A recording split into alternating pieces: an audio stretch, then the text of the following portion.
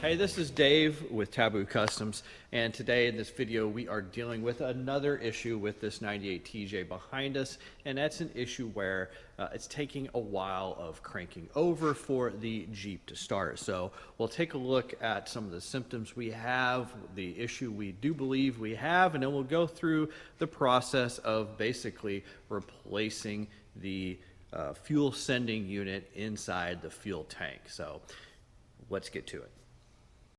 So the first thing we're going to do is we're going to check the fuel pressure while it's running, and then check and see how much pressure it holds once we shut the Jeep off. Now to do that, we're going to need a pressure gauge with the correct threads on the end to hook to our Schrader valve on the fuel rail. Now this is a kit here that's a pretty cheap kit. We actually have several different ones. This one we purchased off of Amazon, and if you're needing a kit to do this, we will put the link in the description below this video if you want to go there to purchase this. Alright, so now we're going to hook up our gauge, and just about 5 inches back from the front of the fuel rail right here is the Schrader valve. So we'll pull the cap off. We can just thread our pressure gauge onto there. And we'll go ahead and we'll start the Jeep up and see what pressure we're running, and we'll stop it and we'll see what pressure we hold.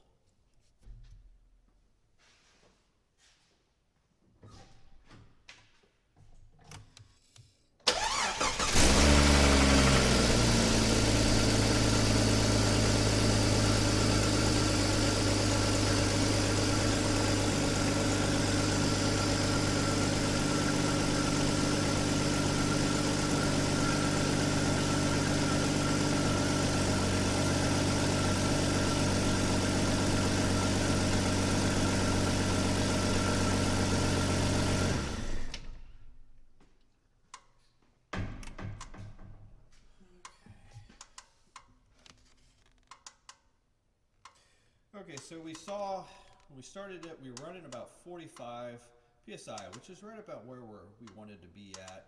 Now that we've shut it off, we want to see that the pressure does stop and hold. The reason for that is so that you have that system pressurized when you go to start it, so it doesn't take several cranks to get the system pressurized and longer to start. But as we can see on the gauge, we're visibly dropping, and probably going to drop for quite a bit, and we'll see. We'll come back here in about 5-10 minutes and see how far down the pressure has actually dropped. Okay, so it's been about 5 minutes and we're down, getting down to just below 25 psi, and actually we can even still, even with our eyes, see that it is dropping. Dropping has slowed down some, but it is still dropping. So definitely not holding pressure. So there's two main reasons that this could be occurring. One, it could be a fuel injector leaking. Two, it could be the check valve in your fuel pump sending unit in your tank. Neither one of those is real fun. Now, to check the fuel injectors as far as leaking, the best way would be to pull the whole assembly out and actually hook it up and try to get something to catch the fuel and see if you actually have an injector leaking when you pressurize the system. For us, we actually already checked that. We had a whole nother fuel rail that came off of a Jeep long ago with injectors in it, so we hooked it up, did this same test, pressurized the system, turned off the key, and exact same results. So we pretty much know that pushes us to the check valve in the fuel tank, so that's what we're going to be changing out today. Another indicator that you can quickly do, and we did do this, is you can look at your spark plugs. If you've got really black or really black spark plugs where basically there's a overabundance of fuel in that cylinder and burning really black, that could also be a sign. But of course, spark plugs can be a little hard to read if you don't look at them a whole lot. So anyway, so let's get to starting to pull the fuel tank out. So we've got another video that actually covers removal of the gas tank from the TJ, so we'll put a link to that video in the description below. So we're going to kind of rush through this until we get to the point to where we can start talking about pulling out that fuel sending unit in the tank.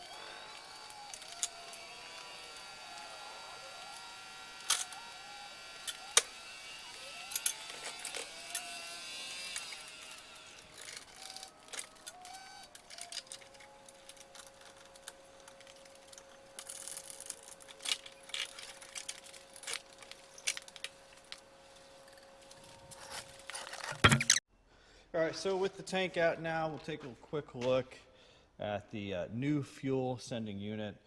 So it's a complete unit now. The check valve is actually inside the unit. It's non-serviceable.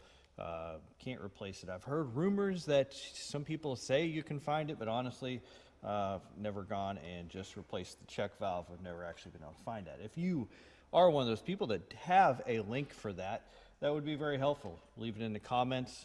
We'd greatly appreciate it. But for now, we're going to go ahead and swap out the whole unit. To do that, we've got to remove this outer yellow ring. We will use a chisel and a hammer. Now, I'm going to use a flat nose chisel because if I used a regular chisel, I don't want to take these teeth off of there if I don't have to. A lot of times they will start getting tore up as you're trying to get this off because it is difficult. Now, I do recommend cleaning up around this before you get started. A lot of times this will be just covered in mud or rocks or mud dauber nests, whatever. It could be lots of things. I believe there is actually a special tool for this as well, but we don't do enough of them to have that.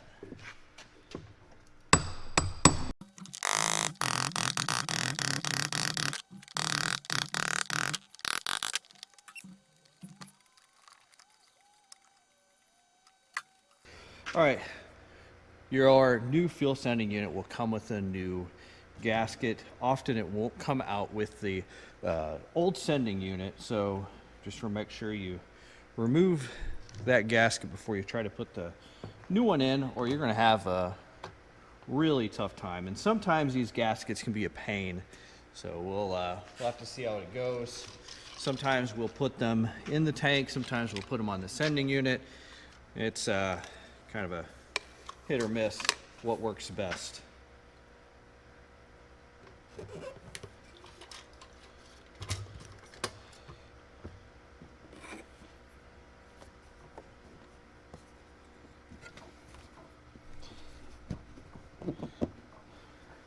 You just got to make sure that gasket doesn't go down inside. You want it to have a good seal around the edge of the tank.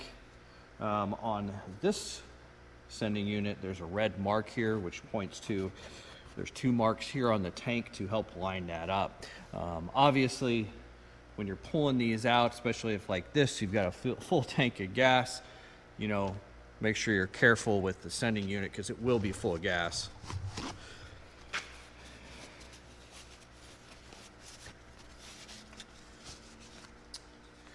Then reinstall the locking ring here.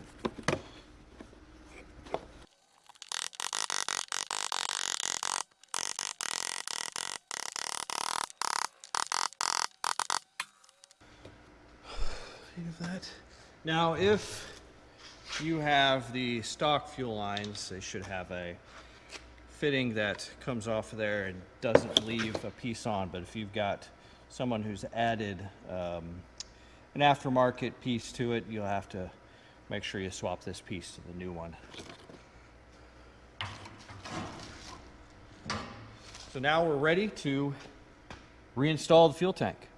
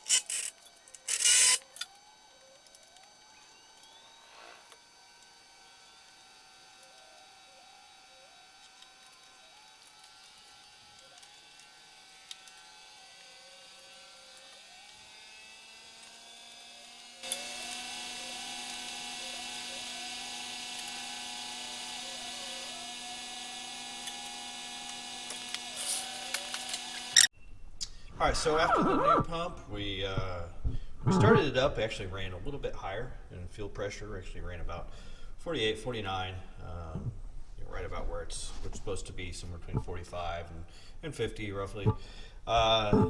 We shut it off, let it sit. It's actually been about 20 minutes, and it did drop, but really it's still above 30, so much better than it was. So only time will tell. We'll have to see how well this does. It wasn't a real expensive sending unit, so might get what you pay for sometimes with that, but hopefully this will and should fix our long crank as we go to start it. So that'll do it for this video. Thank you for watching, and if you're interested in Taboo Customs products, please visit taboocustoms.com. You can also contact us on our website, or you can find us on Facebook and Instagram. So thanks for watching. As always, a like and subscribe. It's greatly appreciated. GoPro, stop recording.